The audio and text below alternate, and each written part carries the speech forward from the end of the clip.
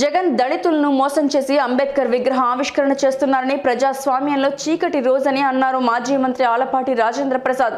గుంటూరు జిల్లా తెనాలి నియోజకవర్గంలో ఆయన చేపట్టిన ప్రజా పాదయాత్ర 8వ రోజు తెనాలి మండలం కంచర్లపాలెం నుండి ప్రారంభించారు. ఈ సందర్భంగా ఆయన మాట్లాడుతూ అంబేద్కర్ రాజ్యాంగ విలువలను కాపాడే పాలకులు ఉన్నప్పుడే నిజమైన ప్రజాస్వామ్యం ఉంటుందని తెలియజేశారు. ఈనాడు విగ్రహాలు పెట్టి ఓట్లు దోచుకునే కార్యక్రమం తప్పితే ఆయన యొక్క స్ఫూర్తిని ఎప్పుడైనా తీసుకెళ్లావా అని చెప్పి నేను అడుగుతా ఉన్నా.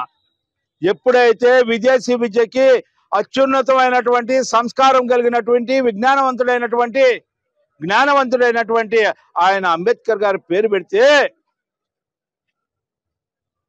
చాలా సునాయాసంగా ఆయన పేరు తీసేసి నువ్వు పెద్ద జ్ఞానవంతుడివని విజ్ఞానవంతుడివని ఈ సమాజాన్ని అవగాహన పట్టినవాడు అన్నట్టుగా నీ పేరు ఎప్పుడైతే పెట్టుకున్నావో నువ్వు ఇచ్చినటువంటి గౌరవం అంబేద్కర్ గారికి ఏమిటి అనేది కూడా అర్థమైనటువంటి సందర్భం నన్ను గుర్తు చేస్తా ఉన్నా.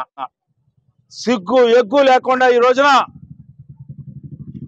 రాష్ట్ర వ్యాప్తంగా బలవంత పిలిపించుకొని ఏం చెబుదామనయ్యా, దేవుని బిడ్డగా మీ ముందుకు వచ్చానని చెప్పడానికి నీ ప్రయత్నమా అని నేను అడుగుతా ఉన్నా. ఎట్లా చెప్పగలుగుతున్నావయ్యా తల్లి ఎక్కడుందని చెప్పి నేను అడుగుతా ఉన్నా. నీకోసం ఎన్నో వేల కిలోమీటర్లు తిరిగిన చెల్లి ఎక్కడుందయా అని చెప్పి నేను అడుగుతా ఉన్నా. ఆ రోజున వాళ్ళు బైబిల్ పట్టుకొని తిరుగుతూ నా అన్నని, నా తమ్ముడిని, లేకపోతే నా బిడ్డని అక్రమంగా జైల్లో పెడతారంటే ఆ రోజున ప్రజలు నమ్మారు. ఇవాళ ఎవ్వరు కూడా నమ్మేవాళ్ళు లేరు. ఇవాళ కోడికత్తి సీని విషయంలో చాలా చాలా స్పష్టంగా అవగాహన అవుతా ఉంది.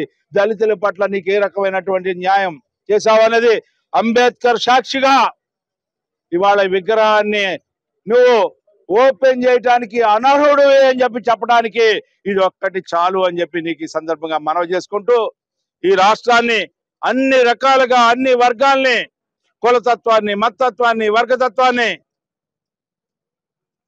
కుటుంబంలో కూడా భర్తకి భార్యకి తగాదా పెట్టే వాడు ఎవడయ్యా అంటే ఒక్క జగన్మోహన్ రెడ్డి అని చెప్పుకోవాల్సిన పరిస్థితి ఈ రోజున ఏర్పడింది అని చెప్పి